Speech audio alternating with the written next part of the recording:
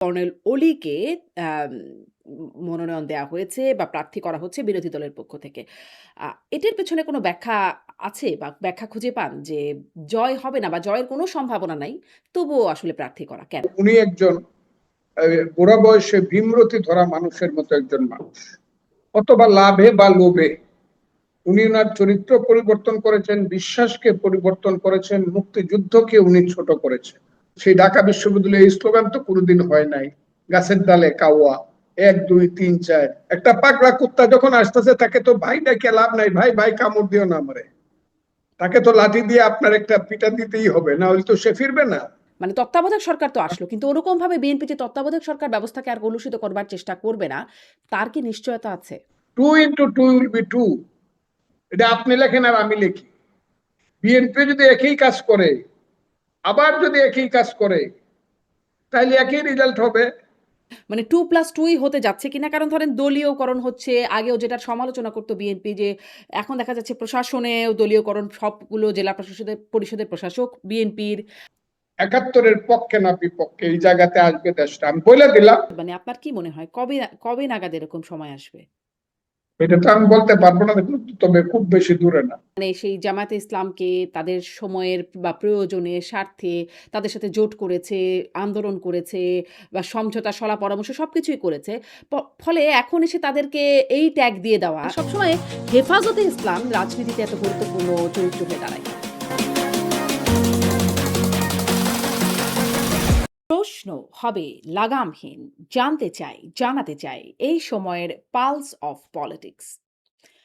রাষ্ট্রপতি হতে যাচ্ছেন বিএনপি মহাসচিব মির্জা ফখরুল ইসলাম আলমগীর। বিএনপির কয়েকজন সিনিয়র নেতার সঙ্গে আলোচনায় ছিল ডক্টর ইউনূসের নামও। কার পক্ষ থেকে এসেছিল ডক্টর ইউনূসের নাম, নাকি এটি ছিল শুধুই গুঞ্জন? জয়ের কোনো সম্ভাবনা না থাকার পরও কেন কর্নেল অলি আহমেদকে রাষ্ট্রপতি প্রার্থী করেছে জামায়াত এনসিপির ১১ দলীয় জোট? শহীদ প্রেসিডেন্ট জিয়াউর রহমানের নেতৃত্বে যুদ্ধ করা বীর বিক্রম খেতাবপ্রাপ্ত মুক্তিযোদ্ধা কর্নেল অলি, যিনি বিএনপির শুরু থেকেই যুক্ত ছিলেন দলটির সঙ্গে, হয়েছেন মন্ত্রীও, তিনি কেন বিএনপি ছেড়ে ভিড়লেন মুক্তিযুদ্ধের বিরোধিতাকারী দল জামায়াতে? আবার ছাত্রলীগের সাবেক সভাপতি বীর মুক্তিযোদ্ধা ফজলুর রহমান কেন নিজ ঘর আওয়ামী লীগ ছেড়ে আশ্রয় নিয়েছেন বিএনপিতে? চট্টগ্রামে জনসভায় জামায়াতকে গুপ্ত বাহিনী হিসেবে ইঙ্গিত করে দলটিকে ৭১-এর স্বাধীনতা বিরোধী, ৮৬-তে জাতীয় বেঈমান, ৯৬-এ স্বৈরাচারের সঙ্গে হাত মিলিয়ে গাদ্দারি, এমন সব অভিযোগে অভিযুক্ত করেছেন প্রধানমন্ত্রী তারেক রহমান। ২০০১ সাল থেকে দলটির সঙ্গে দীর্ঘদিন জোটে থাকার পর এমন অভিযোগ কতটা যৌক্তিক প্রধানমন্ত্রী তারেক রহমানের মুখে?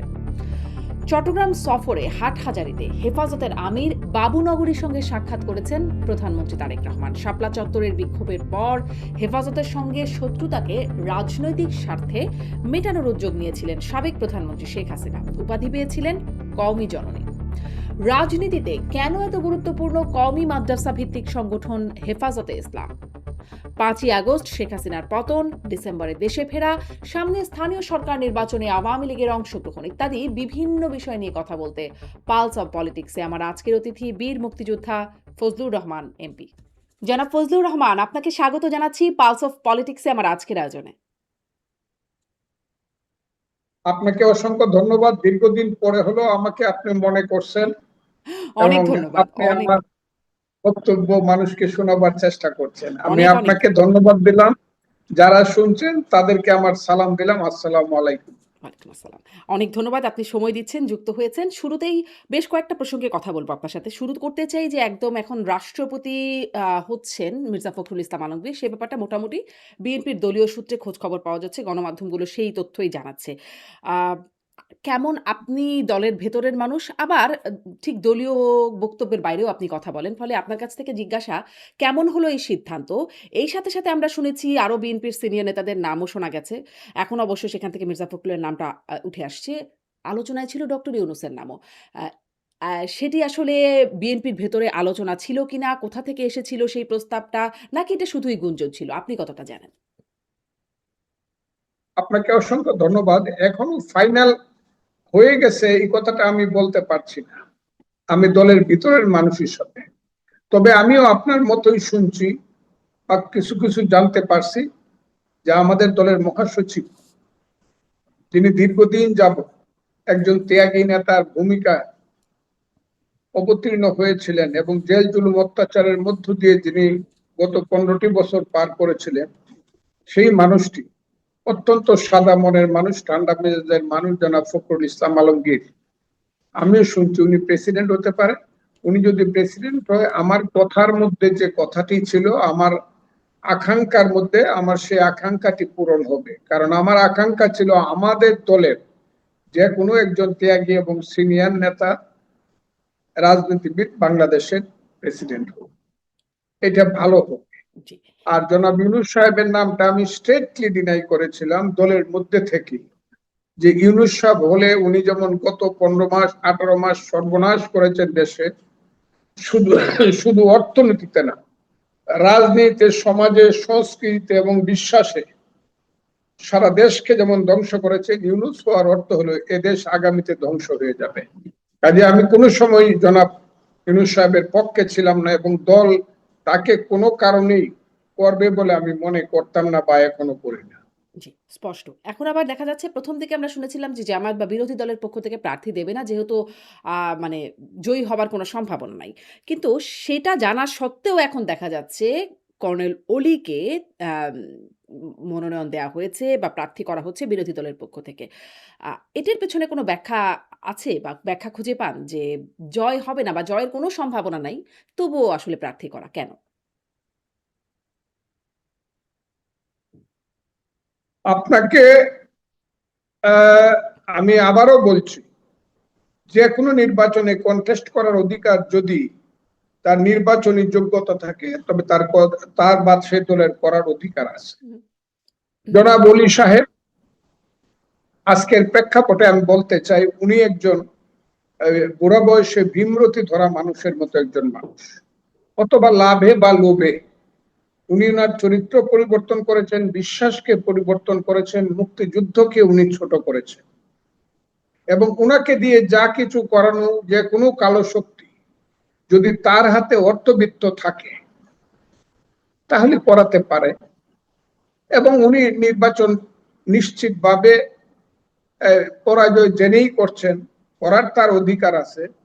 কিন্তু আমি মনে করি না যে উনি কাজটা ভালো করছেন, কারণ উনার নামের পিছনে একটা বীর বিক্রম বঙ্গবন্ধু শেখ মুজিবুর রহমানের সরকার দিয়েছিল।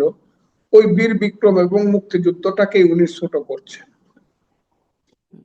এটা আমার কাছে খুবই অবিশ্বাস্য মনে হয় আচ্ছা, মানে যে আপনি অলি বলছিলেন, আহমদ সাহেবের মতো একজন লোককে দিয়া হুম, আপনি বলছিলেন এই যে কাজটি বুড়ো বয়সে ভীমরতির কথা। মেজর আখতারুজ্জামান একটা তিনিও কালো শক্তি মুক্তিযোদ্ধা। করাতে পেরেছে। জি, কালো শক্তি হলো সবসময় একই কাজ করে, নিজেরা পিছনে থেকে অপকর্মটি অন্যদেরকে দিয়ে অভিনীত করানোর চেষ্টা করে। এটা 5ই আগস্টেও নিজেরা খুব অন্তর নিহিত ভাবে পিছনে থেকে ওই ছেলে পেলে গুলাকে লাগাই দিছিল 5ই আগস্টে, যদিও জনতার আন্দোলন ছিল সেটা, কিন্তু ছেলেদেরকে তারা তাদের মতো করে ব্যবহার করছে। ওই ছেলেরা যারা আজকে এনসিপি। হুম। আর এখন কি করছে? মানে এখনো তো তারা জামায়াত জোটেই আছে। তখন ব্যবহার করেছে, এখনো তো তারা আছে তাদের সাথেই। এখন তাদের রূপটা সবাই চিনে ফেলছে, যে এরা যে জন্ম, ওখানেই তাদের জন্ম, গোবরেই তাদের জন্ম, এটা চিনে ফেলছে সবাই। আগে এটা চিনতো না তাদেরকে, এখন চিনে ফেলছে যে যে যে অবস্থান থেকে, যে ডাল থেকেই কথা বলুক, তাদের শিকড়টা এক জায়গায়, সেটা হলো জামাত এবং শিবির। গাছের বহু ডাল থাকে, তারা হলো এক একটা ডাল, কিন্তু এটার গোড়াটা হলো জামাত বা শিবির। জি, আপনার বিশ্লেষণ এটা স্পষ্ট। সব। এই মানে যেহেতু কর্নেল অলি, বীর বিক্রমের কথা আসছে, ফলে এই প্রশ্নটাও করে ফেলি। গেল ২৫শে জুলাই সিলেটে এক সমাবেশে কর্নেল অলি বলেছেন, জামায়াতের আমির শফিকুর রহমান, এনসিপির আহ্বায়ক নাহিদ ইসলাম ও বাংলাদেশ খিলাফতে মজলিসের আমির মাওলানা মামুনুল হক, এই ৩ নেতা যদি এক হয়ে যান, তাহলে ১ সপ্তাহের মধ্যে সরকার পতন অনিবার্য হয়ে উঠবে। এই সরকার পালানোর পথ পাবে না। এটি বলছেন কর্নেল অলি। বাস্তবতা এরকম আছে কিনা? মানে আপনিই বলছিলেন যে ৫ই আগস্ট তারা পেছনে থেকে ৫ই আগস্টটা ঘটিয়েছে। ফলে এখনো আর কি পরিস্থিতির এরকম কিছু হতে পারে কিনা যে এই ৩ নেতা এক হয়ে এমন একটা পরিস্থিতি সৃষ্টি করবে যে এই সরকার পালানোর পথ পাবে না? এটা পুঁথিগত কথা অথবা পাগলের কথা। পাগলে কিনা বলে এর পরের ভাষাটার আমি বললাম না, ওয়ার্ডটার আমি বললাম না, সেন্টেন্সটাও বললাম না। এটা হলো আপনি পুঁথিগত ভাষায় বলে, কিন্তু অনেক সময় মধ্যযুগে বা আগের যুগে অতীতে পড়তো, লাখে লাখে মোড়ে শূন্য, কাতারে কাতার, সমারোহ করিয়া দেখি মাত্র 5,000 নাইমা দেখতে পারে। এখন ডাক দিলে তারা যদি আন্দোলনের ডাক দেয় বিএনপি সরকারের পতনের জন্য, রাস্তায় মানুষ তো দূরের কথা, রাস্তায় মানে জনগণকে পাওয়া দূরের কথা, জনগণ উল্টো তাদেরকে এমন জুতা পিটা করবে, লাঠি পিটা করবে, আমি আপনাকে বললাম এটা চিন্তাই করতে পারবেন না। কারণ এদের দুষ্কর্মে মানুষ এত বেশি অতিষ্ঠ হয়েছে গত 18 মাস। কারণ এরাই গত 18 মাস ইউনূস সাহেবের মূল ভ্যানগার্ড ছিল। এই জামাত, এই এনসিপি, এই ওলি আহমদরা, এরাই সমস্ত দেশটাকে ধ্বংস করছে, মুক্তিযুদ্ধকে ধ্বংস করছে, এরাই দেশকে, সভ্যতাকে ধ্বংস করছে, রাজনৈতিক সংস্কৃতিকে ধ্বংস কিন্তু করছে। কিন্তু এরাই ট্রফিটা তো ঠিকই বিএনপি কে দিয়ে গেছে। মানে সেই হ্যাঁ, লন্ডনে গিয়ে ট্রফি সংসদে বললেন না যে ট্রফি বিএনপি মানে দিয়ে আসছেন ডক্টর ইউনূস লন্ডনে গিয়ে তারেক রহমানের হাতে। ফলে মানে শেষ পর্যন্ত আপনি বলছেন যে এই 18 মাস তারাই দুষ্কর্ম করেছে, তারাই চালিয়েছে। কিন্তু শেষ পর্যন্ত তো আসলে তারেক রহমানের হাতে ক্ষমতা। তারেক রহমানের হাতে ক্ষমতা আসবে, এইটা হলো ভিজিবল। বাংলাদেশে দুইটা শক্তি, দুইটা রাজনৈতিক দল শক্তির দিক থেকে জনতার পার্টি, একটা হলো বিএনপি, একটা হলো আওয়ামী লীগ। কন্টেস্টটা গত মুক্তিযুদ্ধের পর 75-এর পর থেকে বলেন আর 78-এর পর থেকে বলেন, এই গত 50 বছর কিন্তু এই দুইটা রাজনৈতিক দলের মধ্যে জনগণের সম্পৃক্ততা ছিল। এবং যে 4টা নির্বাচন 91, 96, 2001 এবং 2008-এ হয়েছে, সেইখানে দেখা গেছে দুইটা দলের মধ্যে একটা কন্টেস্টিং অবস্থা। উভয় দলের ভোটের সংখ্যা 35 থেকে 40 বা 42। এক সময় আওয়ামী লীগের সংখ্যাটা আরো বেড়েছিল। এর বাইরে কোনো জামাত কোনো সময় 10% ভোট পায় নাই, 3 থেকে 6% ভোটের মধ্যে ছিল। সেই অবস্থানে থেকে আজকের যে প্রেক্ষাপটটা সৃষ্টি হয়েছিল, ইউনূস সাহেবরা অনন্তকাল থাকতে চেয়েছিলেন, কিন্তু বাস্তব কারণে তাদের পক্ষে থাকা সম্ভব হয় নাই। কাজে সম্ভব যেহেতু হয় নাই, আওয়ামী লীগ তার দুষ্কর্মের জন্য হোক, তার স্বৈর শাসনের জন্য হোক, আওয়ামী লীগ পালাইছে। আওয়ামী লীগ ইলেকশন করতে পারতেছে না, সামনে একটা দলই রইল, সেটা হলো বিএনপি। কাজেই তার সাথে আলোচনা করা ছাড়া, তার হাতে মেডেলটা তুলে দেওয়া ছাড়া আর কি পথ ইউনূস সাহেবের সামনে খোলা ছিল? এটা সবাই জানতো যে ইলেকশন মানে বিএনপি। যদিও ষড়যন্ত্রমূলক ভাবে দেশীয় এবং আন্তর্জাতিক ভাবে মনে করা হতো এক সময় যে জামাত বলেছিল তারা নাকি 2/3 মেজরিটি পাবে। আমি বলেছিলাম কেসকিবান্দির পুতের নাম সুলতান খান, জামাত যদি এই দেশে মেজরিটি পায় তাহলে আমি বিষ খাবো। এই কথাটা আমি নিজেই বলেছিলাম, এটা আপনার জানা। কাজেই শেষ পর্যন্ত ইলেকশন যখন আসছে, মানুষ তার সম্বিত ফিরে পাচ্ছে। শুধু না, বিএনপিও যখন দেখছে আলবদর রাজাকার, আল শামসের পরবর্তী বংশধরেরা বাংলাদেশটাকে ছিন্ন বিচ্ছিন্ন করে তারা এই দেশটাকে পাকিস্তান করতে চায়, তখন বিএনপিও তার সম্বিত ফিরে পাইছে এবং বলছে না, আমরা মুক্তিযোদ্ধার দল, মুক্তিযোদ্ধা শহীদ প্রেসিডেন্ট জিয়াউর রহমান বীরুত্তমের দল, আমরা আমরা মুক্তিযুদ্ধে বিশ্বাস করি। এবং সেই কারণেই লাখে লাখে কোটি কোটি মানুষ, একটা সম্প্রদায় তো প্রায় 60 লক্ষ ভোট দিছে বিএনপিকে। এটা অস্বীকার করার কোনো জো নাই। এই দেশে যাদেরকে আমরা কিন্তু ধর্মীয় তবুও আমি মাইনরিটি দেখছিলাম বলি, ৩১.৭৬% ভোট পেয়েছে জামায়াত ইসলাম। মানে যেখানে আপনি ১০% এর নিচে ৬-৭% বলছিলেন সংখ্যাটা, সেখানে এতটা ভোট কিন্তু জামায়াত ইসলামও পেয়েছে। মানে মেজরিটি পেলে আপনি বিষ খাবেন এখানে বলেছিলেন। মেজরিটি না পেলেও বেশ ভালো ভোট পেয়েছে জামায়াত ইসলাম। আওয়ামী ইতিহাসে লীগ যদি নজির নেই। ইলেকশন করতো, সে ওই 33 যে বলতেছেন আপনি, সেইটা ওই 25% যেটা, এটা বাদ যেত, 9%-এর উপরে উঠতো।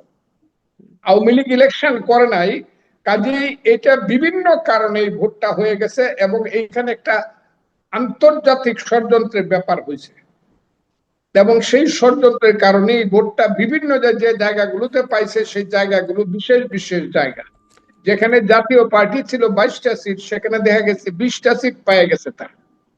আমার কথাটা বুঝলেন? যে রংপুর জাতীয় পার্টির দুর্গ ছিল বা সেকেন্ড পার্টি ছিল আওয়ামী লীগ, দুইটাই নাই।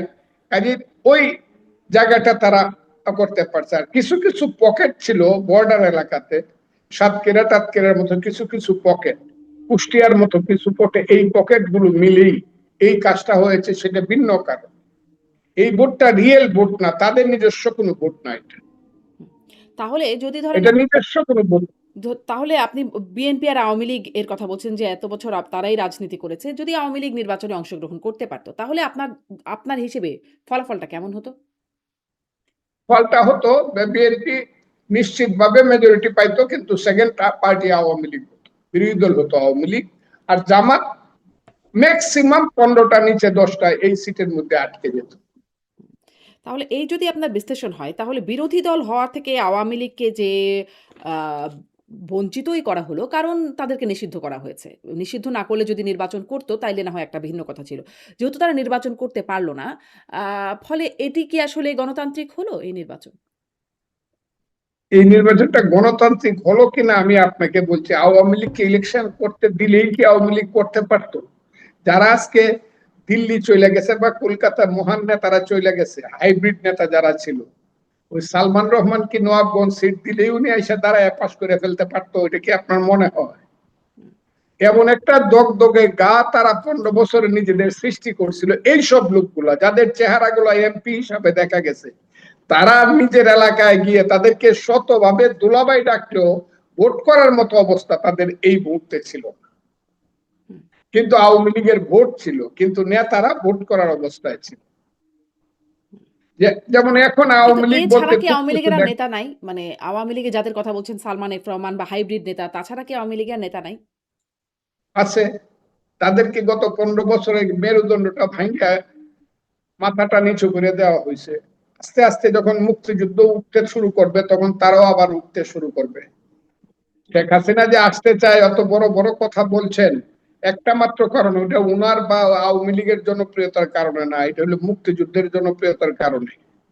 মুক্তিযুদ্ধ ততদিন থাকবে যতদিন বাংলাদেশ থাকবে, অথবা বাংলাদেশ যতদিন থাকবে ততদিন মুক্তিযুদ্ধ থাকবে। কাজে মুক্তিযুদ্ধ যেখানে উদিত হবে, সেইখানে হবে মুক্তিযুদ্ধের রাজনীতি। আর মুক্তিযুদ্ধের রাজনীতি হলে আওয়ামী লীগ আসুক বা না আসুক, এখানে 72-এর সংবিধান আসবে, পিছনে একটা ছবি দেখা যাবে,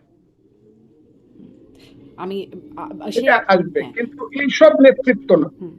আমি নিজেও মনে করি যে এইসব নেতৃত্ব তারা যা করে গেছে, তাদের ক্ষমা চাওয়া ছাড়া বা মানুষ ক্ষমা করা ছাড়া, তারা যে এসে তারা এই একটা জায়গাতে ইলেকশন করে ফেলবো, এই প্রশ্নের উত্তর কিন্তু তাদেরকে দিতে হবে, তারপরে ইলেকশনটা করতে হবে। জি। তাদেরকে ফ্রি ছাড়লেও ইলেকশনটা করতে পারবে না। কিন্তু এইটা আমি বলবো না যে তাদের নিশ্চয়ই তাদের সমর্থন আছে এই দেশে। আচ্ছা। আমি আওয়ামী লীগের ফিরে আসাটা নিয়ে পরে আরেকটু কথা বলতে চাই। কিন্তু আপনি বলছিলেন যে বিএনপিও এবারে সম্বিত ফিরে পেয়েছে। আ মানে জামায়াত ইসলামের প্রসঙ্গে আপনি বলছেন যে বিএনপিও সম্বিত তাহলে কি ২০০১ এ বিএনপি সেই সম্বিত হারিয়েছিল? ১ নাম্বার প্রশ্ন। আর আসলে কি সম্বিত ফিরে পেল নাকি স্বার্থের কারণে? মানে ২০০১ এ স্বার্থ ছিল, এখন আসলে স্বার্থটা ভিন্ন হয়েছে, ফলে জোটে নাই। আসলে বিষয়টা কিরকম? না, এইখানে কন্ট্রাডিকশনটা দুইটাই আছে। একটা হলো পাওয়ার পলিটিক্স এর দ্বন্দ্ব আছে। পলিটিক্সে পাওয়ারের দ্বন্দ্বটা এটা হলো প্রধান প্রিন্সিপাল কন্ট্রাডিকশন, পাওয়ার কন্ট্রাডিকশন। হুম, আরেকটা আছে ফিলোসফিক্যাল কন্ট্রাডিকশন বা ইডিওলজিক্যাল কন্ট্রাডিকশন। পাওয়ার কন্ট্রাডিকশনটা থাকবেই, এটা জামাত হোক আর যেই হোক, বিএনপির এই কন্ট্রাডিকশনটা থাকবেই। কিন্তু এই কন্ট্রাডিকশনের মধ্যে তারা যখন মুক্তিযুদ্ধের বিরুদ্ধে কার্ডটা খেলবে, তখন বিএনপি মুক্তিযুদ্ধের পক্ষের কার্ডটা খেলবে। আমার কথাটা খুব বোঝার চেষ্টা করে। হুম, বিএনপি আওয়ামী লীগের মতো মুক্তিযুদ্ধ বলবো, এটা আশা করে লাভ নাই।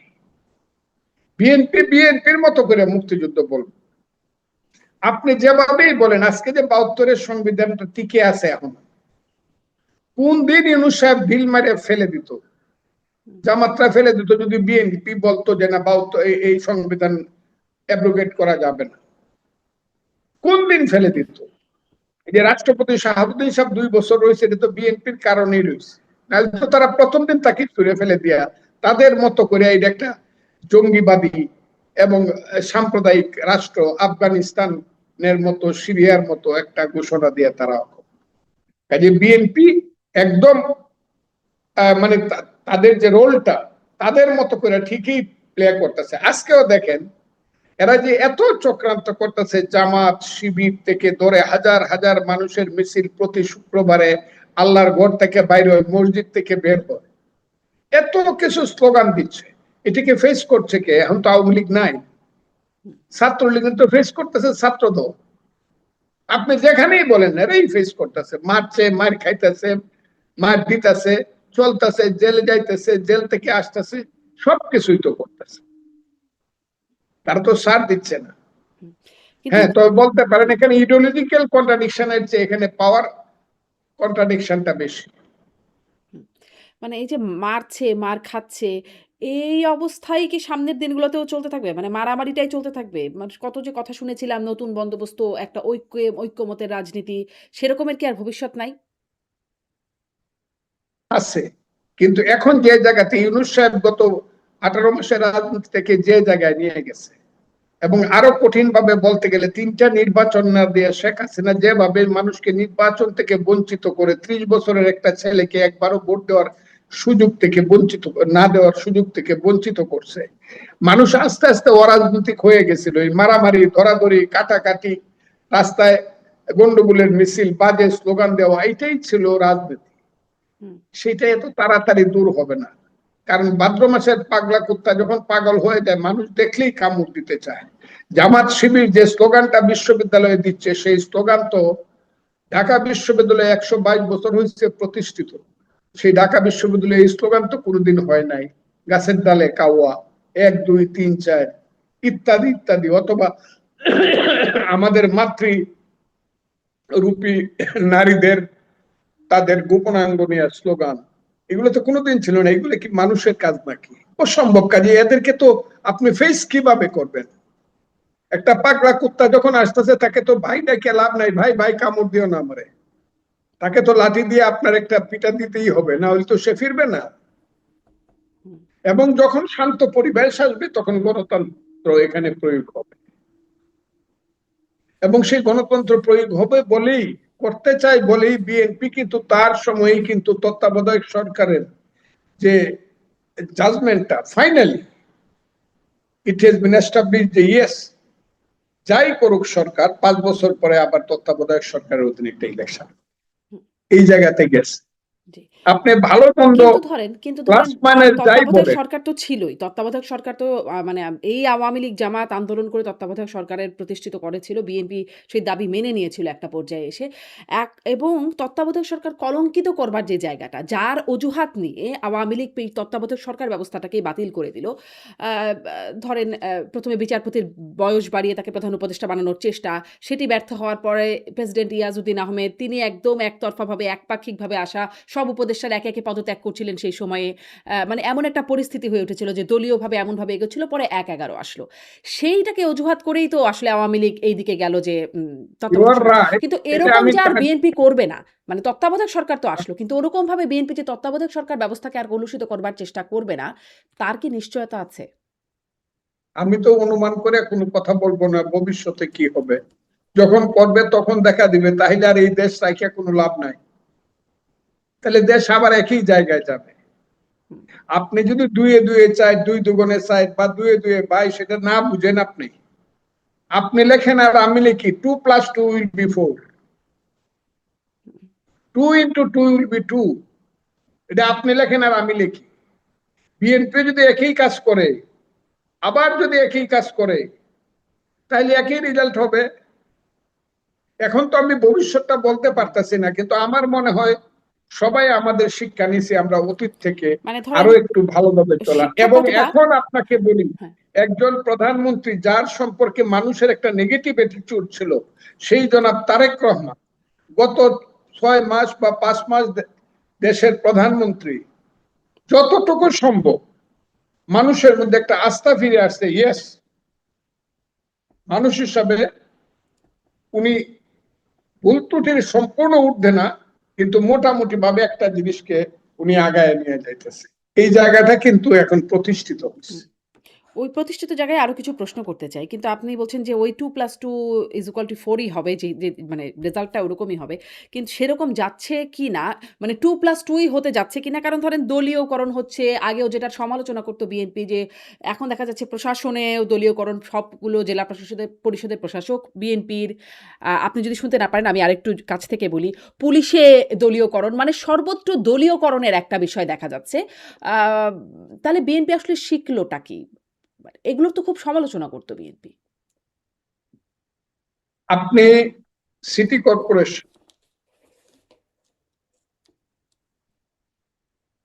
ঠিক আছে, মানলাম আপনার কথা যে বিএনপির দলীয় নেতাকে বসায় দেওয়া হয়েছে, বা জেলা পরিষদ মেয়র গুলা, জেলা মেয়র গুলা বা মিউনিসিপাল মেয়র গুলা কিন্তু ওখানে কিন্তু অফিসিয়ালদেরকে বসানো হয়েছে। এটা তো চালাইতে হবে। এখানে যারা ছিল আওয়ামী লীগের আমলে, যাদেরকে আপনি ইলেক্টেড বলতেছেন, দে আর নট ইলেক্টেড, তারা সিলেক্টেড এর চেয়েও খারাপ ছিল। তারা নিজের ভাইকেও তারা সহ্য করতে পারে নাই, যাকে চিন্তা করছে তাকেই বসায় দিছে। ওইটাও একটা প্রহসন ছিল। কাজে তাদেরকে যখন সরাইছে, সিটটা যখন খালি হইতে, তো চালাইতে হবে অ্যাডমিনিস্ট্রেশনটা। কাজে মেয়র হিসাবে যারা ছিল তাদেরকে বাদ দিয়ে প্রশাসক হিসাবে তো 64টা জেলায় বা মিউনিসিপ্যালিটি দিছে প্রশাসক, তারা সরকারি। আর জেলা পরিষদ সাময়িক সময়ের জন্য, এবং সিটি কর্পোরেশন অলরেডি ডেট হওয়ার সম্ভাবনা আমার ধারণা অক্টোবর থেকে ইলেকশন শুরু হবে। এবং অক্টোবর থেকে ইলেকশন যদি শুরু হয়, ফেয়ার ইলেকশনে যারা আসে তারা আসবে। এবং আমার ধারণা অক্টোবর থেকে ইউনিয়ন পরিষদ ইলেকশন বা পরবর্তী সময়ে মেয়র, সিটি কর্পোরেশন বা মিউনিসিপ্যালিটি ইলেকশন গুলা আস্তে আস্তে হয়ে যাবে। আচ্ছা, এখানে একটু কি মনে হয় কারণ আওয়ামী লীগ বলছে যে তারা এখন থেকে সব নির্বাচনে যতগুলোতে অংশগ্রহণ করার সুযোগ আছে করবে। যেহেতু স্থানীয় সরকার নির্বাচনে দলীয় মনোনয়ন বা দলীয় প্রতীক লাগে না সেখানে তারা নির্বাচন করতে পারবে। মানে তাদের নেতাকর্মীরা নির্বাচন করতে পারবে। এটি আসলে আ প্রধানমন্ত্রীর উপদেষ্টা ডাক্তার জাহিদ তিনিও বলেছেন। ফলে আসলে স্থানীয় সরকার নির্বাচনের চিত্রটা আপনার কাছে কেমন মনে হয়? কেমন হতে পারে? আমি আপনাকে বলি, আওয়ামী লীগ যদি ইলেকশন করতে পারে, যেহেতু এটা মার্কা ছাড়া ইলেকশন, স্বতন্ত্র ইলেকশন হবে, আওয়ামী লীগের যদি কেউ ইলেকশন করবে, যদি তার বিরুদ্ধে মামলা থাকে সে কোর্ট ফেস করবে, আর মামলা থাকলে ফেয়ারলি ইলেকশন করবে। এটা তো কোনো আপত্তি থাকার কথা না। নির্বাচন কমিশন এটাতে কোনো বাধা দিবে বলে আমার মনে হয় না। সেই ইলেকশন গুলা হবে। হুম, কিন্তু আমি প্র্যাকটিক্যাল কথাটা আপনাকে বলছি, আপনি যেখান থেকে বলতেছেন আর আমি যেখানে বসে আছি, ইলেকশন করার মতো যেটা মানে এই গণনির্বাচন করার মতো যে অবস্থাটা, এটা কত জায়গাতে হবে এটা বলা বড় মুশকিল। কোন সিটিতে তারা ইলেকশন করতে পারবে একদম ফেয়ারলি, যে আমি আওয়ামী লীগ থেকে দাঁড়ায় ইলেকশন করতেছি, মার্কা যাই লোকটা আওয়ামী লীগের, যাকে সবাই চিনে, উনি সিলেট সিটি কর্পোরেশনের নেতা, আওয়ামী লীগের নেতা, প্রধান নেতা, উনি দাঁড়াইলো, এটা সবাই চিনবে উনি আওয়ামী লীগ করে। উনি কতটুকু মানুষের সামনে দাঁড়ায় ইলেকশনটা করতে হবে, এটার কিন্তু বাস্তবতা একটা আছে। এই বাস্তবতাটা কতটুকু তারা ফিরিয়ে আনতে পারবে। কারণ আপনি যদি ফল খেতে চান, সেই ফলের গাছটা কিন্তু আপনার বাড়িতেই লাগাইতে হবে। এটা অন্যখানে লাগাইলে চলবে না। এখানে সাবজেক্টিভ কন্ডিশনটা আওয়ামী লীগের কি, আপনারা দূরে থেকে যায়, হ্যাঁ সাপোর্ট আছে, মুক্তিযুদ্ধের পক্ষে 90% মতামত আছে বাংলাদেশের। এখনো যদি বলে মানুষে, ধরেন এই সরকারি না, নির্বাচন কমিশন যদি বলে যে আমরা একটা রেফারেন্ডাম করতে চাই, মুক্তিযুদ্ধের পক্ষে কারা আর বিপক্ষে কারা, 71-এর মুক্তিযুদ্ধের 90 থেকে 95% ভোট মানুষ মুক্তিযুদ্ধের পক্ষে দিবে। কারণ এইসব রাজাকারের বাচ্চাদেরকে মানুষ অলরেডি গত 2 বছরে চিনে ফেলছে। সবচেয়ে ক্ষতি হয়েছে আওয়ামী লীগের, তো ক্ষতি হয়েছে, কিন্তু রাজাকারের বাচ্চাদের এত ক্ষতি হয়েছে গত 2 বছরে। এদেরকে সবাই, এদের চেহারাগুলো, কালো চেহারাগুলো সব পর্দা খুলে দেখে ফেলছে এরা কারা। ওদেরও খুব ক্ষতি হয়েছে। কাজেই ইলেকশনটা কি হবে সেটা নির্ভর করতেছে আওয়ামী লীগের সাবজেক্টিভ ফোর্স, অর্গানাইজেশনাল স্ট্রেংথ, আপনি এই মাটিতে কতটুকু রোপণ করতে পারেন। হুম। কারণ সমস্ত ইলেকশনটাই শুধু পাবলিক এখন সাপোর্টের মানে উপরে হয় আপনার না। তো ধরেন এটা আপনি তৃণমূলের দেখার একটা সুযোগ আছে। বিল্ডিং, আমি কথাটা বলে লই, আচ্ছা। একটা বিল্ডিং যেমন করে শুধু ইট সুরকি দিলেই হয় না, এটার পিলারের উপর একটা বিল্ডিং দাঁড়ায় থাকে। কতটুকু একটা সংগঠনের উপরে কিন্তু একটা ইলেকশন নির্ভর করে। সেই সাংগঠনিক শক্তি কার কত আছে বা আওয়ামী লীগের বা কি আছে তাকে ইলেকশন করতে দিলেই নন পার্টি ইলেকশন করলেই আওয়ামী লীগ পাস করে, যদি পিলার না থাকে ইট ইজ নট পসিবল। মানে সমর্থন দেখেন আছে আপনি কিন্তু সাংগঠনিক শক্তি আছে কিনা সেটা নিয়ে আপনি মানে সন্দিহান। সংগঠন, হ্যাঁ, হ্যাঁ, জি। আহ, সংগঠন সমর্থন তো থাকবেই, তার তো একটা সমর্থন রয়েই গেছে, যদি কেউ অস্বীকার করে হুম, তাহলে বাস্তবতাকে অস্বীকার করা হচ্ছে। জি। আমি মানে আপনি তারেক রহমান সম্পর্কে বলছেন মাননীয় প্রধানমন্ত্রী। তিনি সম্প্রতি চট্টগ্রামের হাটহাজারীতে তিনি বলছেন যে তিনি জামাতকে ইঙ্গিত করে বলছেন, গুপ্ত বাহিনী তাদেরকে আখ্যায়িত করে বলছেন, "এই বাংলাদেশে কতগুলো রাজনৈতিক দল আছে যারা স্বাধীনতা যুদ্ধে বিরোধিতা করেছেন। তারা ৮৬ সালে স্বৈরাচারের সাথে নির্বাচনে গিয়ে জাতীয় বিমান আখ্যায়িত হয়েছিল। ৯৬ সালে আবার দেশের মানুষের সাথে গাদ্দারি করে তারা স্বৈরাচারের সাথে হাত মিলিয়েছে।" মানে আমার প্রশ্নটা হচ্ছে এখানে এই ইতিহাসটা বিএনপির মুখে কতটা মানানসই? যেখানে মানে এগুলো তো আগের ইতিহাস। সবচেয়ে লেটেস্ট ইতিহাস যদি বলি ২০০১ সালে বিএনপি জোট করল। তাহলে এই যে ইতিহাসটা ইনি প্রধানমন্ত্রী এই ১ম না এর আগেও বলেছেন। প্রধানমন্ত্রীর মুখে এই ইতিহাসটা মানানসই? তো মানে আপনি কাজী নজরুল ইসলাম সাহেবের একটা কবিতা আছে যে আমরা সবাই সমান পাপী, আপন পাপের পাটকারা দিয়ে অপরের পাপ মাপি। হুম, এই যে মুক্তিযুদ্ধ বিরোধী শক্তি যে আসলো দেশে, আজকে তারা হাঙ্গর হয়ে দাঁড়াইলো, আজকে তারা দম্ভ করে এত বড় কথা বলে যে আমরা ২৪ ঘন্টার মধ্যে সব শেষ করে দিতে পারি। এটার জন্য একদলীয় ভাবে কেউ দায়ী না, আমরা সবাই দায়ী, আমরা সবাই সমান পাপী। হুম, আমরা কিন্তু ৭৯ সনে যখন আইডিএল নিয়ে রহিম সাহেব আসলো, এই বক্তব্যগুলো আমাকে দিয়ে দেওয়ায় না। ৭৯ সনে যখন পার্লামেন্ট ইলেকশন প্রথম হইল জিয়াউর রহমান সাহেবের আমলে, তখনও কিন্তু সদ্য নামে জামাত ইলেকশন করলো জনাব আব্দুর রহিমের নেতৃত্বে আইডিএল নাম দিয়ে। তখন কি আমরা প্রতিবাদ করছি? বুঝলাম জামাত বিএনপি ইন্ডালজেন্স দিছে, পথ করে দিছে, আমরা কি প্রতিবাদ করছি? আমরা কি তাদের সাথে পার্লামেন্টে বসি নাই? আবার ৮৬-তে আমিও পার্লামেন্ট মেম্বার ছিলাম, আমাদের সাথে কি জামাত যায় নাই? ঠিক আছে, আবার ৯৬, যেটা আমি যে কারণে আমি আওয়ামী লীগ থেকে বের হলাম, একটা কথা কই, হুম, আমি বললাম শেখ হাসিনা যখন বললেন যে জামাতকে নিয়ে আমি সংসদের ভিতরে এবং বাহিরে আন্দোলন করতে চাই, কেন? আমি খালেদা জিয়ার বিরুদ্ধে তত্ত্বাবধায়ক সরকার, তাকে আমি ফেলে দিতে চাই। তখন আমি একমাত্র ব্যক্তি, বিরোধী দলের নেত্রী ২৯ নম্বর মিন্টু রোডের বাসায়, আমি তখন সেন্ট্রাল এক্সিকিউটিভ মেম্বার আওয়ামী লীগের, আমি বলছিলাম জামাতকে নিয়ে আমি বেহেশতে যাইতেও রাজি না, আমার নামটা আপনি নোটুক ডিসেন্টের খাতায় লিখে রাখেন। এবং এটা ছিল আমার মহা অপরাধ। এইগুলো অনেক কথা আমি বলতে চাই না। কাজেই জামাতকে কারা বড় করছে, কারা লালন পালন করছে, এটার ব্যাপারে কথা আছে। মানে হ্যাঁ, তাহলে খুবই নিশ্চিত স্পষ্ট। ভাবে মানে ২০০১ জামাতকে সনে নিয়ে জনাব ফজলুর রহমান, জামাতকে নিয়ে আপনি যেটি বলছিলেন আপনার আপত্তির কারণে আপনি আওয়ামী লীগ থেকে বেরিয়ে আসলেন। এটি হচ্ছে আপনার আওয়ামী লীগ থেকে বের হবার কারণ। তারপরে বিএনপিতে গেলেন, বিএনপি তো সে জামাতের সাথে একদম জোট বাঁধল। তখন আপনি সেটা মানলেন কেন বা মেনে আছেন কেন? আওয়ামী লীগ আমার ঘর ছিল, এই ঘরটা আমি সৃষ্টি করছি, আমি ওই ঘরে জন্মগ্রহণ করছি, আমার অধিকার অনেক বেশি ছিল। হুম, আওয়ামী লীগ যখন করতে পারলাম না, আমি যখন দেশনেত্রী খালেদা জিয়ার ডাকে আমি বিএনপিতে আসলাম, তখন তো আমি ওই ঘরের ছেলে না, আমি তো ওই ঘরে আসলাম। আমি হুম, যে আওয়ামী লীগের থেকে যে কথাটা আমি আওয়ামী লীগকে বলতে পারছি, এই কথাটা আমার বিএনপি, তারা তো আমাকে আশ্রয় দিল। আসছি তো মানুষের খুব বেশি কথা বলার সুযোগ থাকে না। আমি আপনাকে যদি বুঝাইতে পারিতে বুঝছেন আপনি। আওয়ামী লীগ ছিল আমার ঘর, ওই ঘরে আমি জন্মগ্রহণ করছিলাম, আমি বলি না ভাত খাবো না, আমি থাকবো না তোমার সঙ্গে, এটা বলার আমার রাইট ছিল। আর যারা আমাকে আশ্রয় দিছে তাদেরকে আমি বলতে পারি না তোমার সাথে আমি থাকবো না, কারণ আমি কে? হুম, কি এখন কি ডিফারেন্সটা বুঝছেন আপনি? জি। আম মানে যদি এটাও তো পরে আপনাকে আপনারই সাক্ষাৎকারে জেনেছি, শুনেছি যে ঘরের ছেলেকে ঘরে ফেরানোর একটা তৎপরতা ছিল। আপনি তো ঘরে ফিরতেও রাজি হন নাই। কেন? ঘরে ফিরতে চাই নাই কেন? এগুলা আমি অনেক বলছি, হুম, অনেক বলছি। আমার এই প্রসঙ্গটা যদি দয়া করে বাদ দেন আমি খুশি হব। ঘরে ফিরতে চাই নাই বা রাজনীতি কি হবে এটা শেষ কথা। আমি আপনাকে বলি, আমার ঘরে ঘর কি? আমি যখন আইসা করলাম আমাকে ডাকলেন আপনি, তখন তো আমি অন্য স্রোতে চলে গেছি।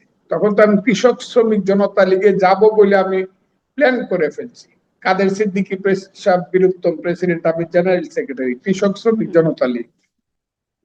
অসময়ে তো ডাকলে হবে না, সময় তো করতে হবে ফেরার জন্য, অসময় তো হবে না। আমার অনেক কথা আছে, ওই কথাগুলো আমি আর এখন বলতে চাই, এগুলো বহুবার বলছি। আমার উপরে অনেক বেশি আমাকে ওই দিন একটা এলাকাতে মিটিং করতে গেছি, একজন খুব বড় নেতা জেলা, সে হঠাৎ করে বক্তৃতা করতে আমার নামে সম্বোধন করলো ট্রেজেডি নায়ক ফজলুর রহমান। আপনি কি বুঝছেন আমার কথাটা? এই যে কথা বলেছে, অনেকেই কথা বলে, যাদেরকে 30 বছর পড়াইতে পারবো রাজনীতি, তাদের পিছনে চলতে হয় আমাকে, কি করব? জি। তাহলে আপনি নিজেকে করবো কি? ট্র্যাজেডি নায়কই মনে করেন? হ্যাঁ, আওয়ামী লীগের জুনিয়ররা আমার নেতা হয়ে গেছিল। হুম, হুম। এত চয়েস করে নেতা মানে তো নেতা তোর মাটি থেকে উঠে আসতে হবে। সেটা জি। তো কেউ আসে নাই বলে এখন কেউ ডাক দিয়ে বলতে পারে না, এই আমি কিন্তু এখন আওয়ামী লীগ করি, আমাকে জেলখানায় নিয়ে দেন। এটা লতিফ সিদ্দিকীর মতো 87 বছরের লোক যদি হাইটে হাইটে বাপকা বেটার মতো গিয়া জেলখানায় বলে আমার ফাঁসি দিয়ে দেন। লতিফ সিদ্দিকী তো আওয়ামী লীগের শেষ পর্যায়ে কোনো ভাগও নেয় নাই, তাকে তো বাইরে করে দেওয়া হয়েছে। 87 বছর বয়সে যেভাবে হাইটে গেছে, আমার মনে হচ্ছে তার বয়স 27 বছর। এরকম বাপকা বেটা আছে কেউ? দূর থেকে খালি কই কথা কইলে আসো। হুম। তাহলে আপনার সরকার এরকম বাপকা বেটা যাকে বলছেন তাকে মানে 87 বছর বয়সের মানুষটাকে জেলখানায় নিচ্ছে, যেই সরকারের অংশ আপনি মানে বিএনপি থেকে নির্বাচিত এমপি আপনি। আপনি মানে এই সিদ্ধান্তকে পছন্দ করেন? মানে এই অবস্থানটাকে পছন্দ করেন? আমি শুধু লতিফ সিদ্দিকী না, যত মুক্তিযোদ্ধাকে জেলখানায় নেওয়া হয়েছে তাদেরকে সাক্ষী সঠিকভাবে বিচার করা হোক, সাক্ষীর মাধ্যমে সবকিছু তাদেরকে সুযোগ দেওয়া হোক এবং তাদেরকে সঙ্গে সঙ্গে বেল দেওয়া হোক। কোন মুক্তিযোদ্ধা জেলখানায় থাকবে না। একদম আমির হোসেন আমর থেকে রাশেদ খান মেনন বলেন, লতিফ সিদ্দিকী বলেন, ইনু বলেন, শাহজাহান খান বলেন, যারা মুক্তিযোদ্ধা সবার বেল চাই, তাদেরকে বেল দিতে হবে। আপনি কি বলেন এইসব? চাই, তবে তারা যদি দোষী হয়ে থাকে ঠিক আছে, দোষের বিচার হোক, কিন্তু তারা বেল পাবে এবং সঠিক বিচার করতে হবে। জি, স্পষ্ট। আমি বলতেছি তার সাহসিকতার কথা, লতিফ সিদ্দিকীর সাহসিকতার কথা। সে নিজের হাতে 2টা ব্যাগ নিয়ে মনে হইলে যেন বেড়াইতে যাইতেছে, আইসা লাভ দিয়ে সে পুলিশের গাড়িতে উঠছে বাসা থেকে। সব কাঁদতেছিল আর সে হাসতেছিল। হুম, বলছে কি যে আমার হাতের যে হাত করা, এটা হলো নববধূর চুরির মতো। রাজনীতি করবেন, রাজনীতি এত সোজা জিনিস না।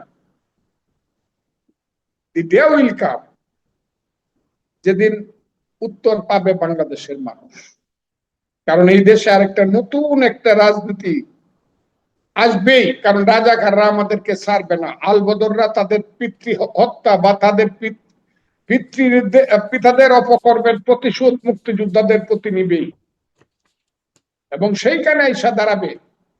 71-এর পক্ষে না বিপক্ষে এই জায়গাতে আসবে দেশটা, আমি বলে দিলাম। আমরা হইতে পারি সেই জায়গাতে আসবে, তখন দেখা যাবে সাহসিকতাটা কোথায় গিয়ে দাঁড়ায়। সেটা আসলে আপনার যেহেতু ভবিষ্যৎবাণী, আপনার কি মনে হয় কবে নাগাদ এরকম সময় আসবে? এটা তো আমি বলতে পারবো না, তবে খুব বেশি দূরে না। হুম। আচ্ছা, কিন্তু এই যে ৭১ এর বিরোধী শক্তির প্রতি মানে আপনি সবসময় খুব শক্ত ভাষায় সমালোচনা করেন, ক্ষোভ জানান। কিন্তু এই যে একটু আগেই বললেন না, আমরা সবাই পাপী। তো সবাই যখন তাকে মানে সেই জামায়াতে ইসলামকে তাদের সময়ের বা প্রয়োজনে, স্বার্থে তাদের সাথে জোট করেছে, আন্দোলন করেছে বা সমঝোতা, শলা পরামর্শ সবকিছুই করেছে। ফলে এখন এসে তাদেরকে এই ট্যাগ দিয়ে দেওয়া, সেটি আবার কতটুকু যৌক্তিক হয়? যেহেতু তার স্বার্থে তাকে ব্যবহার করা হয়েছে, তখন মনে হয় নাই যে সে আসলে স্বাধীনতা বিরোধী বা তার অপকর্মগুলোর কথা মনে হয় না। এখন কেন মনে হয় যখন স্বার্থ ফুরায়? সেটিও বা কতটা যৌক্তিক? এখন তখন মনে হয়েছিল যে স্বাধীনতাটা খুব বিপজ্জনক অবস্থায় নাই, ওইটা তখন কোয়েশ্চেন। মুক্তিযুদ্ধ স্বাধীনতা তখন জামাতের মুক্তাক্ষ, সেটা তারা ভিতরে কিভাবে চাপা দিয়ে রাখছিল জানি না, কিন্তু তখন তাদের মুখ থেকে তো মুক্তিযুদ্ধ এবং স্বাধীনতা সম্পর্কে আজকের প্রেক্ষাপট যেটা তারা তৈরি করছে, যে মুক্তিযুদ্ধ হয় না, 71 গন্ডগোল ছিল, ইন্ডিয়া গন্ডগোল লাগাই দিয়েছিল দুই ভাইয়ের মধ্যে, এই কথাটা তাদের মুখ থেকে সেদিন সবাই মনে করছিল জামাতের বুঝি পরিবর্তন হয়েছে, অন্ত বাংলাদেশটাকে মানে, এবং মুক্তিযুদ্ধের অপরাধের জন্য তারা অনুতপ্ত, তাদের পূর্বপুরুষের অপরাধের এইটা মনে করত। কিন্তু যখন দেখা গেল যে যখন এই সময় আসছে তাদের আসল রূপটা বাইরে আসছে, যে কারণে আজকে আবার এই জিনিসটা নতুন করে আসছে। আপনি সবসময় তো সবটা জিনিস বুঝতে পারবেন না। জি, মনে হয় স্পষ্ট। একটু আরেকটা প্রসঙ্গে আসি যে আমি জনাব তারেক রহমান মাননীয় প্রধানমন্ত্রী চট্টগ্রামের হাটহাজারীতে গেছেন। সেখানে বক্তব্য সম্পর্কে বলছিলাম। সেখানে হেফাজতের আমির আল্লামা বাবুনগরীর সাথে তিনি সাক্ষাৎ করেছেন। আপনার কাছে একটু এটা প্রশ্ন মানে আমার জানতে ইচ্ছে করে যে ধরেন শেখ হাসিনা তার সাথে একরকমের বেশ পাকাপাকি বিরোধ হলো ওই শাপলা চত্বরের ঘটনার পর। কিন্তু তারপরে দেখা গেল আবার হেফাজতের আমির আল্লামা শফি তখন ছিলেন। তার সাথে খুব একটা ঘনিষ্ঠতা, তাকে কওমি জননীয় উপাধি দিলেন। কিন্তু তারপরে আবার ঠিকই তার বিরোধিতা করলেন। এখনো দেখা যাচ্ছে মানে সবসময় হেফাজতে ইসলাম রাজনীতিতে এত গুরুত্বপূর্ণ চরিত্র হয়ে দাঁড়ায় কেন? এটা আমি আপনাকে বলি, বাংলাদেশের মুসলমানদের মধ্যে আপাতত তিনটা ধারা। মুসলমানদের মধ্যে মুসলমান, আল্লাহ, রসুল, নামাজ, রোজা, হজ, জাকাত এগুলো সব ঠিক আছে, কোরআন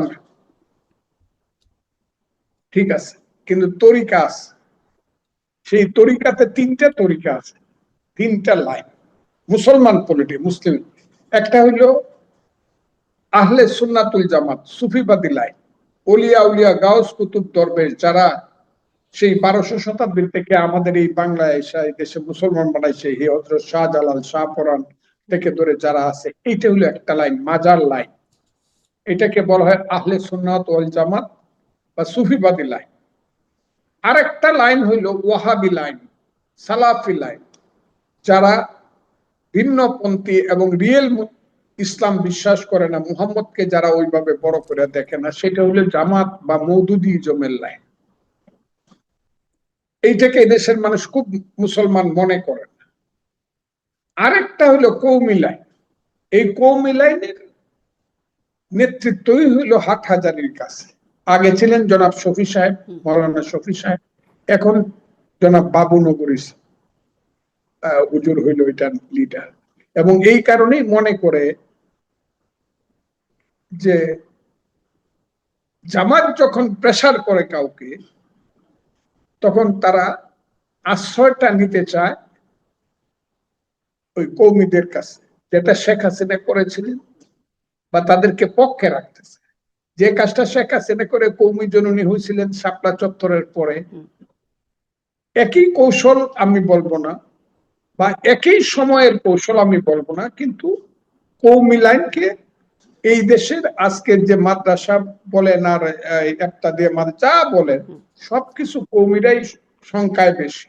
আরেকটা লাইন সবচেয়ে বেশি, তাদেরকে কেউই সেইভাবে মানে সরকারি ভাবে তাদেরকে আশ্রয় দেওয়া হয় না, সেটা হলো আহলে সুন্নাতুল জামাত বা সুফিবাদী লাইন, যে লাইনটা আমি ধারণ করি, আমি নিজে ফজলুর রহমান,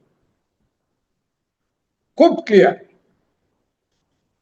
সেই জায়গাটা। অর্থাৎ জামাতকে যদি আপনার জামাতকে যদি ওই জামাত যে ইসলাম এইসব কথা বলে, ধর্মীয় কথা বলে, ধর্মীয় ব্যবসা করে মানুষকে বিভ্রান্ত করে, সেটাকে যদি আপনি প্রোটেকশন দিতে চান, তাহলে একটা ধর্মীয় প্রতিষ্ঠান আপনার প্রয়োজন। সেই প্রয়োজনে আমাদের দল আগে থেকেই কর্মীদের সঙ্গে রিলেশন ছিল, এখনো আছে। একটা পর্যায়ে কর্মীরা গিয়া জননীর সঙ্গে মিলে গেছিল, এখন জননী চলে গেছে, এখন আবার অরিজিনাল পথে আসছে।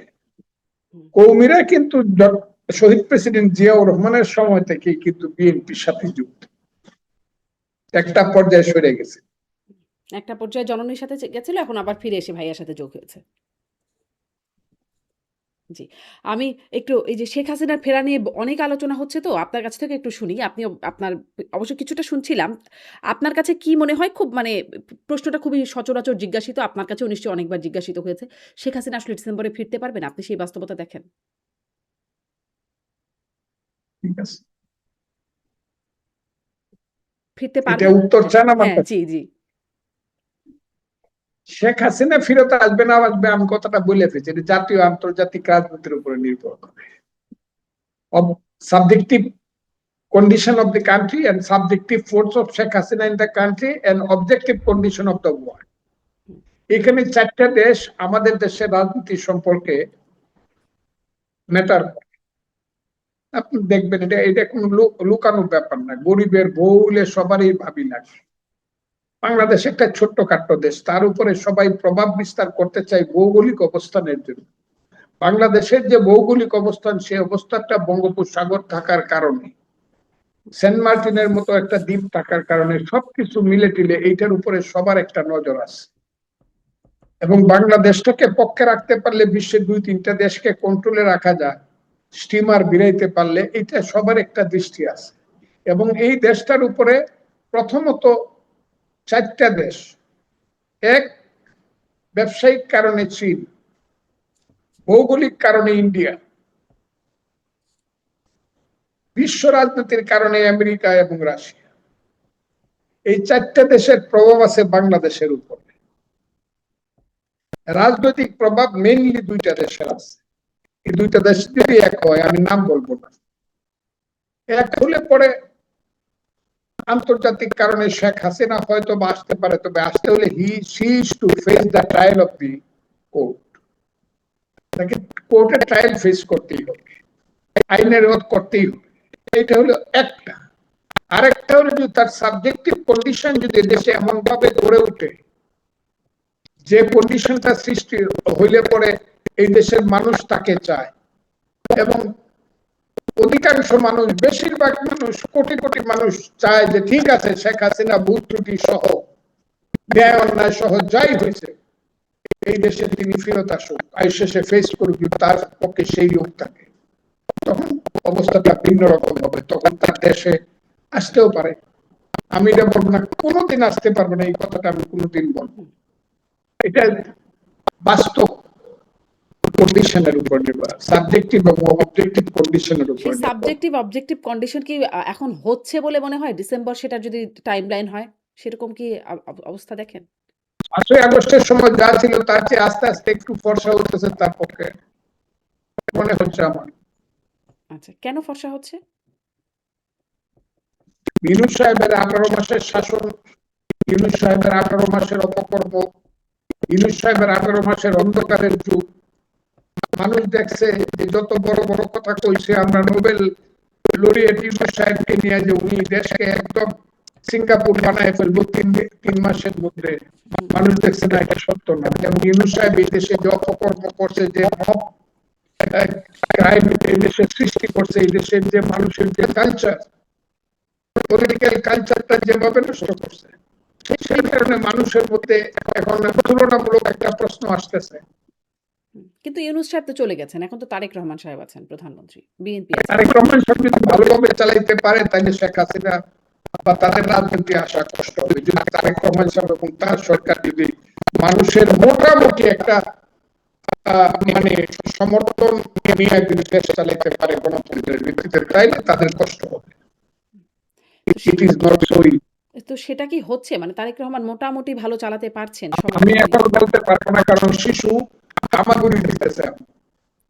আগে হাঁটতে হাঁটতে দেন, 5 মাস তো মাত্র হামাগুড়ি দিচ্ছে। হামাগুড়ি দিচ্ছে। শেষ বিষয়ে কথা বলি।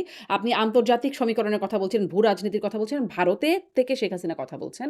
যার কারণে স্বরাষ্ট্রমন্ত্রী বলছেন যে শেখ হাসিনা কার্ড খেলছে ভারত, এভাবে কূটনৈতিক সম্পর্ক রাখা যায় না। তারপরে আজকেই আরকি দীনেশ ত্রিবেদীর সাথে মাননীয় প্রধানমন্ত্রীর সাক্ষাৎ হলো ভারতের রাষ্ট্রদূতের সাথে। এবং সামনে ভারতে যে সফরের কথা বলা হচ্ছে ব্রিক্স সম্মেলনে, সেখানেও যাবেন না, এরকম একটা কথাও এসেছে এরই মধ্যে। বেশ শক্ত বা কড়া বার্তা দিচ্ছেন। আপনার কি মনে হয় আসলে শেখ হাসিনাকে ইস্যু করে বা শেখ হাসিনার রাজনৈতিক তৎপরতাকে ইস্যু করে ভারতের সাথে সম্পর্কটা খারাপ হয়ে যাওয়া, সেটি আসলে কতটা যৌক্তিক? যৌক্তিকটাও যৌক্তিক আমি বলবো না, তবে আমি এটা বলবো যদি দেশ বাংলাদেশের যে ভৌগোলিক অবস্থা, পৃথিবী যতদিন পর্যন্ত কেমন হয়েছে ততদিন পর্যন্ত ভারত আমার প্রতিবেশী থাকবে। ভালো মন্দ নিলে প্রতিবেশীর সঙ্গে আমার বন্ধুত্ব হবে, প্রতিবেশীর সঙ্গে আমার ঝগড়া হবে। যেমন মেক্সিকোর সঙ্গে বর্ডার নিয়ে আমেরিকার ঝগড়া হয়, কানাডার সঙ্গে হয়, আমার সাথে হয় না, ভারতের সাথে হয় না। যেমন পাকিস্তানের সঙ্গে আফগানিস্তান দুইটাই মুসলমান দেশ, কিন্তু প্রত্যেকদিন গোলাগুলি হয়। প্রতিবেশী আবার প্রতিবেশীর সাথে মিল। যদি বাংলাদেশকে সঠিকভাবে চলতে হয়, নিশ্চিতভাবে ভারতের সঙ্গে বন্ধুত্বপূর্ণ সম্পর্ক রাখতে হবে, এটা আমি মনে করি। আর প্রতিদিন ঝগড়া করে প্রতিবেশীর সঙ্গে কোনো শান্তিতে থাকা যায় না। ঠিক তেমনি ভারতকেও যদি পেটের মধ্যে ক্যান্সার না বানাইতে হয়, ছোট্ট ক্যান্সার না বানাইতে হয়, তাহলে বাংলাদেশের সম্পর্কে সুসম্পর্ক গড়ে তোলার চেষ্টা করতে হবে। অর্থাৎ প্রতিবেশী সুলভ একটা সুসম্পর্ক রক্ষা করতেই হবে। কেউ কারো মনে হয়, কেউ কারো গোলাম নয়, বন্ধুত্বপূর্ণ সম্পর্ক রাখতে হবে। নিশ্চিতভাবে ভারত আমার যে 25-22 গুণ বড়, নিশ্চিতভাবে তার অনেক বড় শক্তি, ঠিক আছে। আমিও বুঝি, আমি অবুঝ না, আমিও বুঝি। তার শক্তি বেশি, মুক্তিযুদ্ধে সে আমাকে ভাত দিয়েছে, আমাকে কাপড় দিয়েছে, আমার 1 কোটি মানুষকে রিলিফ দিয়েছে, আমাকে অস্ত্র দিয়েছে, অর্থ দিয়েছে, আমার মুক্তির জন্য স্বাধীনতার জন্য শিষ্যদের রিলিফ দিয়েছে। সম্পূর্ণ হঠাইসা করছিল, সেই সম্পূর্ণ ঘরে রিলিফ দিয়েছে ইন্দিরা গান্ধী, ভারতবর্ষ। এই জিনিসগুলো আছে, সবকিছু মিলিয়ে আমি মনে করি যে দেশের সুসম্পর্ক থাকা উচিত। এটা শেখ হাসিনা ভিন্ন ফ্যাক্টর। এটা আমার কাছে ভারতের সঙ্গে সম্পর্ক নষ্ট করেছিল শেখ হাসিনা একটা ফ্যাক্টর হওয়া, এটা আমার মনে হয়। জি, জি। কারণ ভারতের অন্য দেশের লোক আছে, যেমন তিব্বতের লোক ভারতে কিন্তু আশ্রয় পায়। চীনের সঙ্গে ভারতের সেই সম্পর্ক টোটাল ধ্বংস হয়েছে, দালাই আমার ঠিক না। জি। আরেকটা দেশের কথা বলছেন, যুক্তরাষ্ট্রের কথা বা আমেরিকার কথা। সেই সম্প্রতি ফরহাদ মজহারের একটা সাক্ষাৎকারে বলছেন যে, শেখ হাসিনার পতন মার্কিনিরা করিয়েছেন বা সেফ হাউসে থাকতেন। তখন সেই সময় যারা ছাত্র আন্দোলনের নেতারা ছিলেন তাদেরকে সেফ হাউসে রাখা হতো। এই বক্তব্যটা আসলে আপনার কাছে কেমন মনে হয়? এটা তার নতুন বক্তব্য না। আগেও বলেছেন যে, পতনের জন্য মানে আওয়ামী লীগ সরকার পতনের জন্য আমেরিকাই যথেষ্ট। এই বক্তব্যটা এখন আবার খুব আলোচনা হচ্ছে। এই বক্তব্যটা আপনার কাছে কেমন মনে হয়? এক নম্বরে শেখ হাসিনাই বলছিল, পার্লামেন্টে বা বাইরে সম্ভবত বলছিল যে আমেরিকার মতো একটা মহাশক্তি যদি ইচ্ছা করে তাহলে যে আমার মতো একটা সরকারের পতন ঘটাইতে পারে। শেখ হাসিনা নিজেই বলছিল। আর আমি বারবারই বলছিলাম যে 5ই আগস্টের 2টা রূপ, জুলাই আন্দোলনের 2টা রূপ। একটা হলো গণতান্ত্রিক রূপ, শেখ হাসিনা ইলেকশন দেয় না, গণতন্ত্র নাই, দেশটা শেষ হয়ে যাইতেছে, এই দেশে একটা অলিগার্কি তৈরি হইতেছে, মানুষের একটা বিক্ষুব্ধতা। 30 বছর যে ছেলেটার বয়সে একটা ভোট দিতে পারে নাই, এই গণতন্ত্রের যে আন্দোলনটা, এই আন্দোলনের রূপ হলো 1 দফায় 1 দাবি, শেখ হাসিনা কবে যাবে। এবং শেখ হাসিনা গেলে পরে একটা তত্ত্বাবধায়ক একটা নিরপেক্ষ নির্বাচন হবে, যে নির্বাচনে মেজরিটি যারা আসে তারা দেশ গণতান্ত্রিক ভাবে পরিচালনা করবে। এইটা হলো একটা রূপ, এটার নেতৃত্বে বিএনপি, খালেদা জিয়া, তারেক রহমান। আরেকটা রূপ এখন বোঝা যাচ্ছে, আমি আগেও বলছিলাম যে কারণে আমি দল থেকে সাসপেন্ড হইলাম। 5ই আগস্ট কেন্দ্রিক আরেকটা রূপ হলো জামাত, যাদের মনে ছিল যে ঠিক আছে আগে হাসিনারে সরাই তারপরে আসল কাজটা করবো। সেই আসল কাজটা হইলো তারা 5ই আগস্টের পরেই বলতে শুরু করলো, আমরা কি শুধু একটা ইলেকশনের জন্য হাসিনাকে তাড়াইছি, আমরা বাংলাদেশেই মানি না, 71-এ মানি না, 72-এর সংবিধান মানি না। কথাগুলো খুব চিন্তা করবেন। 71-এর শহীদরা কোনো শহীদ না, এত মরে না, এই যে এই না সেই না, মানে বাংলাদেশ মানে না, তারা এটাকে পাকিস্তানে ফেরত নেয়, 72-এর সংবিধানকে তারা একদম ওভারথ্রো করে দিতে চায়। এটা হলো আরেকটা রূপ। এই কথাটা আমি সব সময় বলি, এবং আজকে ফরহাদ না, কিন্তু তারা তো আসলে মাদার যেটা বলছে, হ্যাঁ, আমি সেই কথাটার ব্যাপারে বলবো। ফরহাদ মাদার সাহেবরা কখন কি বলে, তবে আমি বলবো অবশেষে অরিন্দম কহিলা বিষাদে, তারা এরকম বলবে এবং তারা স্বীকারোক্তিও দিবে। আমরা এরকম করিও না, স্বীকারোক্তিও দিই না। আমরা সব সময় এক কথা বলি, আমি ফজলুর রহমান আমার জীবনে সব সময় এক কথা বলি, দল পরিবর্তন করছি ঠিক আছে, কিন্তু আমার মত এবং আদর্শের কোনো পরিবর্তন নাই। আমার মত এবং আদর্শ হলো মুক্তিযুদ্ধের আদর্শ, সেই আদর্শ পথে শেষ দিন পর্যন্ত চলে যাবে, এটাই হলো আমার কথা। জি। আপনাকে অনেক মানে এইরকম শক্ত কথার জন্য অনেক গালিগালাজও শুনতে হয়। খুব আপনার নাম হয়ে গেছে ফজু পাগলা বলে। গালিগালাজ না, আমাকে হত্যা করার জন্য যে ঘটনাটা হয়েছিল, সেদিন যদি 10 মিনিটের মধ্যে পুলিশ এবং আর্মি 15 মিনিটের মধ্যে না আসতো, আমার যে মবটা হয়েছিল হুম, হুম। সেদিন তো আমি নিশ্চিত ভাবে বলে ফেলছিলাম, মনে করছিলাম যে আমার এই তো আমার বাসার গেটটা ভাঙবে, গেটটা ভাঙবে, এই সময় আইসা পুলিশ দাঁড়াইছে, আমি তাদের প্রতি কৃতজ্ঞ বা আর্মি আসছে। আমি এখনো যে থ্রেট পাচ্ছি, ও যে কোনোদিন শুনতে পারে Fazlur Rahman is no more. আজ আপনারা এটা চিন্তা করতে পারবেন না কি অবস্থাতে থেকে কি কথাটা আমি বলতেছি। এই কারণে বলতেছি যে আজ থেকে 55 বছর আগে 23 বছর বয়সে মৃত্যুর জন্যই গেছিলাম, নিজের জীবন দেওয়ার জন্য। আমি বোনাস লাইফটা দেশের জন্য দিয়ে যেতে চাই বলে আমি সত্য কথাটা সঠিকভাবে বলতে পারতেছি। এটাই হলো আমার কথা। থ্রেটটা সুনির্দিষ্টভাবে কোত্থেকে আসছে? বা আপনি আইডেন্টিফাই হ্যাঁ, করতে পারেন কে আপনাকে থ্রেট দিচ্ছে? মানে তাদেরকে আইডেন্টিফাই করতে পারেন? এটা যারা যারা স্বাধীনতা বিশ্বাস করে না, সাম্প্রদায়িক জঙ্গিবাদী শক্তি কি বিশ্রী কথা বলে, বিশ্রী হুমকি দেয়, এটা কল্পনা করতে পারবেন না, কল্পনাই করতে পারবেন না। হুম। জি, জনাব ফজলুর রহমান এমপি আপনাকে অনেক ধন্যবাদ। আপনার জন্য শুভকামনা। আপনি এগুলো মোকাবেলা করুন। অনেক ধন্যবাদ যুক্ত হয়ে সময় দেওয়ার জন্য। আপনাকে অসংখ্য ধন্যবাদ। খোদা হাফেজ।